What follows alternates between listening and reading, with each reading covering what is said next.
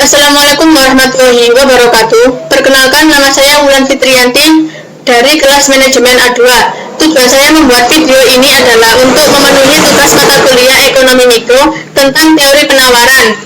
Selanjutnya kita belajar mengenai definisi penawaran, faktor yang mempengaruhi penawaran, hukum penawaran, schedule penawaran, kurva penawaran, pergerakan sepanjang kurva, serta pergeseran kurva.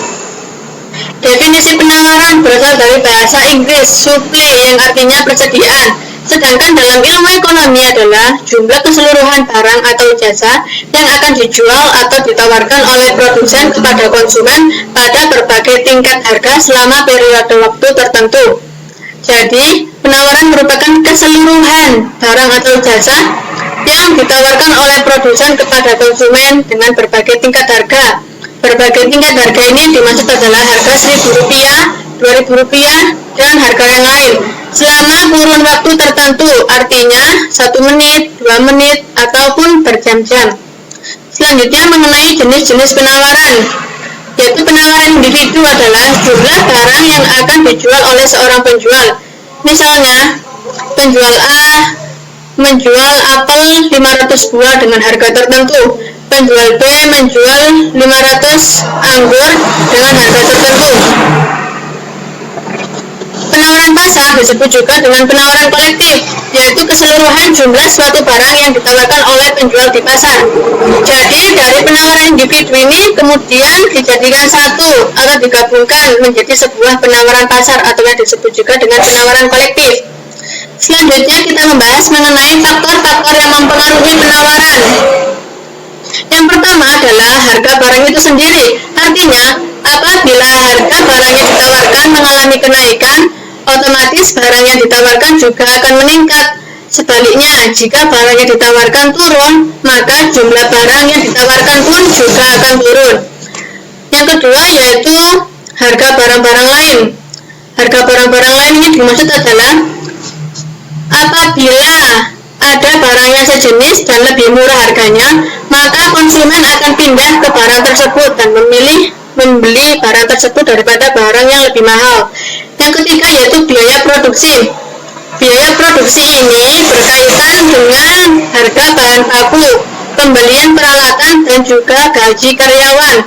Sehingga apabila biaya-biaya produksi meningkat, maka harga barang-barang yang diproduksi pun akan tinggi atau mahal. Selanjutnya yaitu mengenai tujuan operasi perusahaan.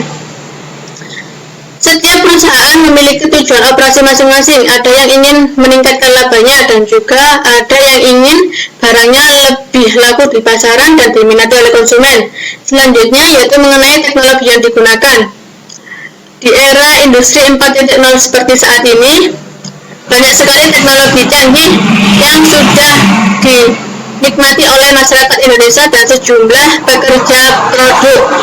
Jadi, fungsi dari teknologi ini adalah untuk mempersingkat waktu dalam bekerja, sehingga akan memicu penurunan sebuah harga. Selanjutnya yaitu intervensi pemerintah termasuk pajak. Pajak sangat berpengaruh terhadap tinggi rendahnya sebuah harga. Selanjutnya yaitu mengenai keadaan alam. Keadaan alam juga sangat berpengaruh terhadap naik turunnya sebuah harga produksi. Selanjutnya mengenai hukum penawaran. Seperti pada materi permintaan, hukum penawaran berbunyi, jika jumlah barang yang ditawarkan akan selalu berbanding lurus dengan harganya. Artinya, jika harga barang naik, maka jumlah yang ditawarkan bertambah. Sebaliknya, jika harga turun, maka jumlah barang yang ditawarkan pun berkurang.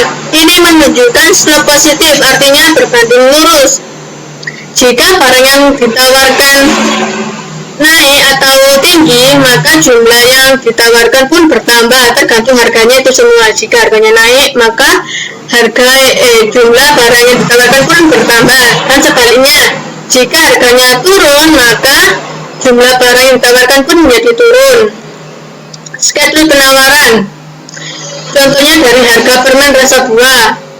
Permen rasa buah harganya 3.000, maka jumlah barang yang ditawarkan adalah 10. Harga permennya 1.500. Maka jumlah benda yang ditawarkan adalah 4. harga permennya 1.000, maka jumlah yang ditawarkan pun menjadi 2. Hal ini sama sesuai dengan hukum penawaran. Artinya, semakin tinggi harga, maka semakin banyak pula barang yang ditawarkan. Dan semakin rendah harga, maka barang yang ditawarkan pun menjadi sedikit atau bernilai kecil. Selanjutnya mengenai kurva penawaran. Kurva penawaran itu adalah kurva yang menggambarkan hubungan antara harga dan jumlah barang yang ditawarkan.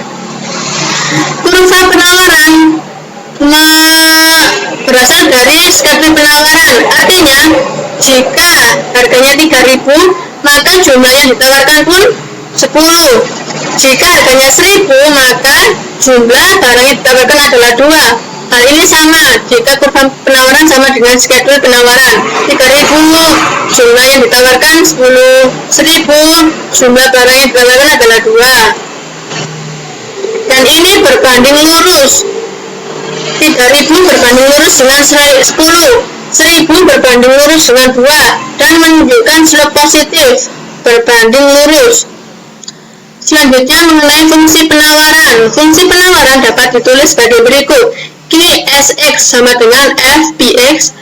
QSX itu apa? Jadi QXX itu adalah jumlah barang X yang ditawarkan, dan PX sama dengan harga barang X. Jadi kalau kita mencari jumlah barang X yang ditawarkan sama dengan harga barang X. Dalam kenyataannya, jumlah suatu barang yang ditawarkan tidak hanya dipengaruhi oleh harga barang itu sendiri, melainkan dipengaruhi oleh faktor-faktor lain, misalnya PS atau yang disebut harga faktor produksi, M teknologi, N keadaan alam, dan juga T pajak. Inilah yang mempengaruhi sebuah penawaran. Selanjutnya kita belajar mengenai pergerakan sepanjang kurva penawaran. Jadi, pergerakan sepanjang kurva penawaran adalah kurva bergerak dari kiri bawah menuju ke kanan atas. Hal inilah yang dinamakan pergerakan sepanjang kurva penawaran. Kurva bergerak dari kiri bawah menuju ke kanan atas, sehingga kurva penawaran mempunyai slope positif, yang artinya jumlah barang yang ditawarkan berbanding lurus dengan harga barang. Semakin tinggi harga, maka jumlah barang yang ditawarkan juga semakin banyak. 30.000 barang yang ditawarkan adalah 100. 10.000 barang yang ditawarkan adalah 20. Hal inilah yang dikatakan pergerakan sepanjang kurva. Selanjutnya, pergeseran kurva penawaran. Pergeseran kurva penawaran adalah perpindahan kurva penawaran dari S menuju ke S1 maupun dari S ini menuju ke S2 atau yang disebut juga dengan titik A berpindah menuju ke titik A1, titik A berpindah menuju titik A2. Titik A ini bernilai 60 dan jika bergeser ke kanan akan mengalami kenaikan, dan jika A ke A1 maka mengalami kenaikan sebanyak 20 dari 60 menuju 100. Dan jika A menuju ke titik A2 maka akan mengalami penurunan dari yang 60 menjadi 30, berarti mengalami penurunan. Sedangkan jika bergeser ke kanan maka akan mengalami kenaikan dari 60 menuju ke 100, artinya mengalami kenaikan sebanyak 40.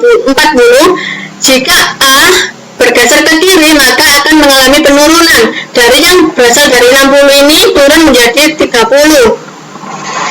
Dan pergeseran kurva tidak hanya dipengaruhi oleh perubahan harga, karena dipengaruhi oleh faktor-faktor lain seperti faktor produksi, keadaan alam, maupun teknologi.